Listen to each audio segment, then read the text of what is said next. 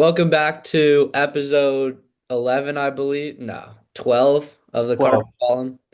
We are here with Dylan Grouse, my co-host, and a lot of ending to the season now. I believe sports are now wrapped up today at Stanford. And so we're just kind of going to give a recap on a couple, kind of the recent stretches, as well as go into a little bit of off-season stuff. So Dylan, just talk a little bit about baseball and softball and the end of the season. Yeah. Baseball, I was surprised last week. I don't know if you guys saw the show last week where we had Stanford football updates. Very own Alex on the show. I talked about how I didn't believe Stanford was going to have a shot against NC State. Their season kind of was already over with, and NC State is a championship team. I was wrong. They ended up winning what, two out of three, or they swept that Yeah. series. They ended the regular season on a high note. Then they ended up playing in the ACC tournament. Didn't go very well. They lost the first game. So the season's over that now. But I mean, look, overall, you look at what they did. They didn't have the best record. What, they finished 27, 25, or something like that.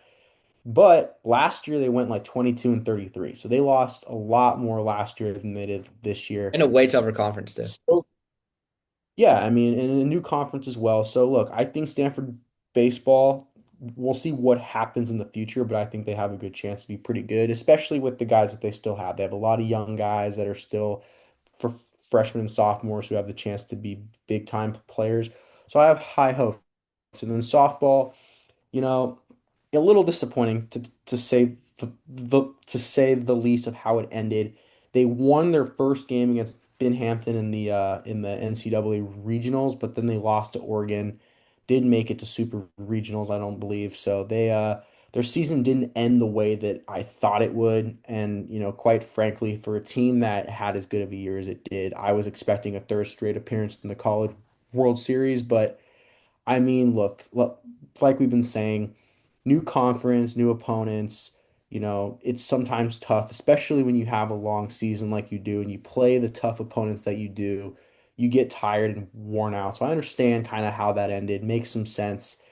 And then, yeah, I mean, those two sports ended pretty close to each other, but I do think that both of those teams are going to have bright futures ahead. Jessica Allister, ever since she took over in 2018, softball's been on the come up. They've had a lot of great seasons. She took over a team that had two wins in conference play the season before in 2017, and since then they went to two College World Series appearances in 2023 and 2024. And they've just been a much better program. They were ranked in the top 25 pretty much all season long. So congrats to softball on a great season overall. Yeah, I think you can say the exact same thing about David Esker. He kind of did a very Yeah. similar thing. He really turned Stanford's program around the last couple of years. I will say this season hasn't been really the expectations. It was a very weird season because coming off a 22 and 33 year, it technically was a much better year than last year, right? I mean, they get five extra wins, they get to in a way much tougher conference. But you also have to think about like they didn't really achieve what they were supposed to do, right? Especially when you think about like they should have been ranked Yeah. to start the year. They ended up getting up to 14, but I mean the consistency just wasn't there. I will say that that series against NC State down the stretch was like phenomenal. But I mean, if you can't follow it up with at least one win in the tournament, I feel like that's just kind of been the story of the season. You get some big Yeah. wins, but if you're not able to be consistent down the stretch, and the thing is, I think you can really tell. You can really tell how good this team could have been, right? Because of, obviously they won the series against North Carolina, North Carolina State. They took one from Clemson. And I mean, they had some really, really good stretches. They ended up Yeah. sweeping Fullerton and Washington. And they had some really like bright spots to their team, but just down the stretch, couldn't get it done. I will say, I think that their senior leadership, although was there, I think that they're not losing as much as teams typically lose at the collegiate level, right? I mean, obviously Trevor Haskins, that's a really bad leave. Love Trevor. And then the other one's Timo Becerra, who is leaving but entering the portal, and I think applying for an extra year. So regardless, it's two leaves. I think a few one or two pitching guys heading out as well. But I don't think they're losing a ton. And with how many great freshmen they have, I for sure think that this team could be on the come up for the future. Yeah, and I think the most important thing is development, right? I think, when you have a team of young guys, right? Yes, wins and losses are important, but I think the more important thing is knowing that you're set up for the future with success. And I think that having the pieces that they have that are coming up in terms of, the guys who are going to have a bigger role in 2026, combined with the veterans who are going to return and have a chance to redeem themselves a bit, I think is a good thing. Now, that being said, I do think that there was a lot of ways that this season didn't go well. For example, the pitching, I think, was a major disappointment.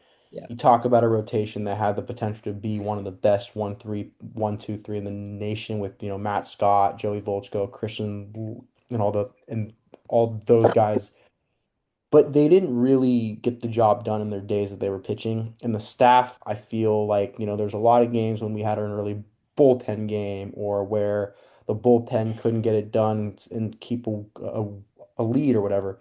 I just think it definitely leaves a lot of questions, right? Like what direction is the pitching staff going to go in 2026? What's going to happen to the staff in 2026? What's Esker going to do to kind of, how is he going to be able to put together a rotation of guys that are consistent on a Friday, Saturday, and a Sunday, week in and week out. So I don't know. I And think it's 2020, yeah. So I think 2026 will be a big campaign overall, but overall, I think that there is potential. Guys just have to step up and make sure that they're performing though. Because if you have another season of underperforming, then it kind of raises even more questions. Yeah, I agree. I was just going to ask you a question, but I think you know the answer now, or at least have a good idea. When Stanford goes into the offseason now in baseball, what's your if you could rebuild this team, if you were put into David Asker's shoes with the emergence of the transfer portal, even though not as much in baseball, still is very well a thing. What's the focus here? I Pitching. think for sure pitching. Yeah. Pitching 100% because any baseball program that wants to be successful, you notice it's built from pitching. When LSU won their championship, I believe in 23 it was, whenever it was, or Yeah. 22, they had Paul Skeens, the best pitcher in the nation. They had Dylan Cruz as well, but their pitching staff, top to bottom, was elite. All the best teams in college sports, or baseball specifically, have a good pitching staff. You can't win a championship without good pitching because yes, run support's important, but if your pitching staff, if you can't trust your pitching staff, then you have a problem. 100%. So the most important thing that this team can do is to have a foundation of good pitching and guys who they can trust to put on the mound, and then everything will come together because you have guys who can hit. Like you have guys that have shown that they can hit. Now it's a matter of getting them to be consistent all the time. But I think pitching is the number one thing that this team needs to build their foundation of and get guys who know how to shut down opponents. Yeah, 100%. I will say, I think in the offseason, from a hitting perspective and fielding Yeah. perspective, I will say I think they could add what's it, middle infielder, second base, or shortstop just to kind of help a little bit with the Trevor Haskins, Timo Becerra situation. Like Well, with they have Charlie Bates though. That's the thing. I no, but think Bates usually plays out in center field. yeah, But but he plays I guess he could play a he center. played infield in high school. Yeah, He true. played infield in high school a lot of the time, so I think that that would be an easy transition, and they have That's true. guys who can do it. I mean, there's a lot of guys too that I didn't think play I think a maybe lot. just target an extra shortstop Yeah, or it doesn't hurt to have extra yeah, guys, but they exactly. have a lot of freshmen that didn't play, so there's True. gonna be room for them to step up and prove that they have what it takes. So we'll Yeah, see, but 100%. you're right, they do need depth as well. Yeah, So we'll see. I agree. What else is new for Stanford? We have basketball, a little non-conference stuff. Well, basketball, we have that new game that just got announced. They're playing Colorado. Luca, you want to tell us a little bit about that game? Kind of tell us what that game is, because I saw the schedule come out and I saw the game, but I'm not exactly sure like what if it's like a special game or if it's just like a regular non-conference game. Like I'm not exactly sure what it was, so Yes. I'm a little confused Um, on that part.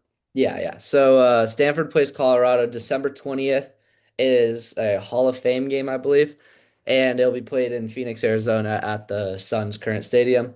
There was a very similar game last year when Stanford played Oregon at San Jose in the what was it called? I forgot what it was called. It's San Jose Classic or something. San Jose Tip-Off maybe. And yeah, so this one. Sucks that it's not going to be in the Bay Area because I really enjoyed going to that Oregon game last year, but it'll be in Phoenix. And yeah, Hall of Fame game. It's going to be Arizona versus San Diego State as the other game on that in the same arena, the same way as San Diego State versus Cal back in San Jose. But yeah, like really, really interested in the game. And yeah, Yeah. Last thing I do want to talk about before we end the show is, just a little shout out. We saw that the Golden State Valkyries played their second game of the season, second home game, but they played Washington, and Kiki Iriafen, the former Stanford star, was playing against the Valkyries back in the Bay. Tara Vanderveer was in appearance. So it was a kind of a Stanford night, and the Valkyries got the win. So good for them. Unfortunately, Kiki was not able to help her team get the win. But let me just say, from what I've seen from her so far, she's going to be a really good player in this league. She has two double doubles in 3 games. She's proving that she can keep up with these players. And with Elena Del Don retired now, they're going to need, a star just like her. And I think Kiki's the girl that's going to be able to do it. yeah, 100%. I'm really excited to see what just to see some of these Stanford stars come back to the Bay Area. Yeah. I mean, the thing that I think is fun about how the WNBA is shaped right now in terms of like Stanford stars is I feel like they're all pretty much on different teams. Like there's a Stanford player on like 6 or 7 of the different teams, and I think it's perfect because you're gonna get so many times where these players are coming to the Bay Area to be able to play one more time. And I'm sure we'll have a bunch of Stanford fans in attendance, and I think it'll be really cool for women's basketball and really fun for Stanford fans just to be able to see, all these players coming back. Yeah, I think it's cool too that now there's a team in the Bay Area and the WNBA because, like we said, like we said, we're gonna have a lot of opportunities where homecoming games are gonna happen. I'm excited to see the day that Cameron Brink comes to town and is healthy again. Because last time when LA came to the Bay, she's still hurt, so she didn't play in the game. Preseason I, and season. yeah, so I want to see, her come back and play here. I want to see Lexi Hull come back and play here. Alana Smith. There's just so many players that, were And the key Oklahoma contributors in Cat. Stanford. Nneka Ogumike.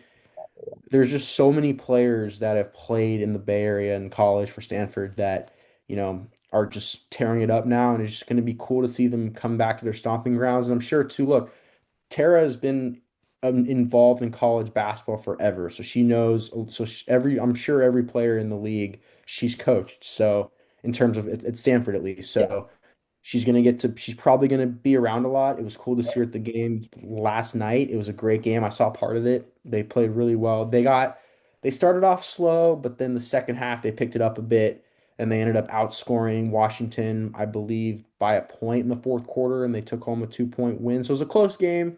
Yeah, but Um, the Valkyries aren't expected to do anything. yeah, I'm So not exactly. I was going to say I'm not expecting them to be a good team this year just because they're a first season team. But look, if they can make some noise and prove themselves a bit, we'll see what happens. But yeah, I mean, it would be cool to see them get a Stanford player. oh yeah, for sure. Haley Jones was released by Yeah, Atlanta at the beginning of the she really needs preseason. to come to Golden State because So she I was just could thinking, honestly be a she's the type of player that they could 100%. definitely get to help them out. So I could see, it'd be cool to see a Stanford player or two go on the Valkyries, but none the less though. Stanford sports are over for the season, so we will have more shows for you, kind of highlighting Yeah. upcoming events, players in the pros. So stay tuned for all that.